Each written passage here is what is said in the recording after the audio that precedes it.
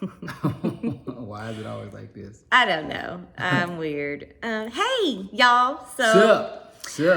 We promised last time that we were going to pull from our little jar that we found during our calamities last week. And the one that we pulled, where'd it go? Okay. It says, never go to bed mad. Pray on whatever is going on. A marriage is like a job. You have to work at it. Always keep God first. All right, so I'm gonna tell y'all right now, we have definitely, myself and I have failed miserably at this. We probably should have looked in this jar a little earlier. Yeah, than now. We should have. We did not. But what I can say is that what we've learned, I would say pretty recently, is very similar to not going to bed mad. It's nipping stuff in the bud. So like if you're feeling a way about something, just address it like immediately. As soon as you can. Yeah. And truth be told, me. Yourself and you? Yeah, all three of us. I have not been the best at nipping things in the bud. I was notorious for letting things linger or not saying anything and just let the... Yeah, it was like, oh, maybe if I just pretend it's not there, then she gonna forget. Then she and won't be mad no more. And guess who has an elephant's memory? I'd be like, so at 8:03 on Tuesday, you said, and I'm also notorious for the silent treatment. I can go, and y'all who know me know that I am not a silent human. I have vocal. Yes. So for me to go silent and to give the silent treatment is a pretty big deal. But it doesn't solve anything, and it just allows things to fester. Yeah. It builds resentment, and then when you build resentment, then you start losing respect, and that is just bad. It's just a whirlwind of it's like a vicious cycle, also known as the crazy cycle. Yeah. And we'll talk about that too. Yeah. Well, I mean, I guess we could talk about it a little bit now because the crazy cycle is usually why we go to bed mad.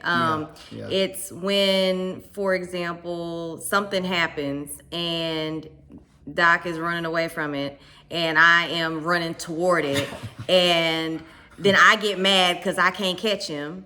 Yeah, and I'm mad because she's still chasing. And then I go radio silent. And it stays like, they can stay like that for weeks, days. I am committed, okay? So in order to keep that cycle from spinning, you gotta nip it in the bud. And it takes a lot of humility. It takes a lot of, I would say, courage. It does take courage. Because you gotta be like. And sometimes you don't wanna, like me personally, it's like, oh man, do I really want to deal with this right now? Like, I don't. Is it that bad, man? Yes, it is. I be mad at you. Man, you be hot. Okay. Yes, it's like I don't. I do have a hot sauce named after me. Whatever, but just address it. It has bode well for us lately. Even, gritting my teeth and speaking up and saying something. It helps get off the crazy cycle a lot sooner. Well, and like the admitting your feelings, right?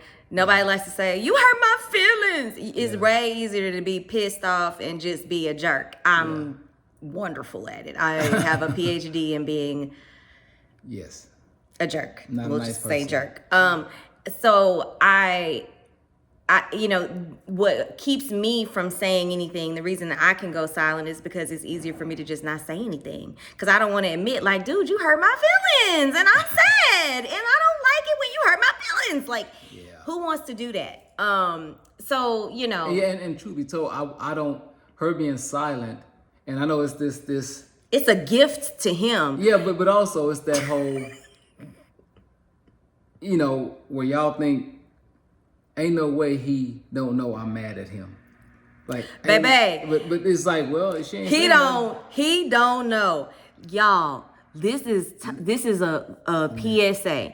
If your dude act like he don't know, More likely he don't. Sometimes he don't. and You and gotta it say is something.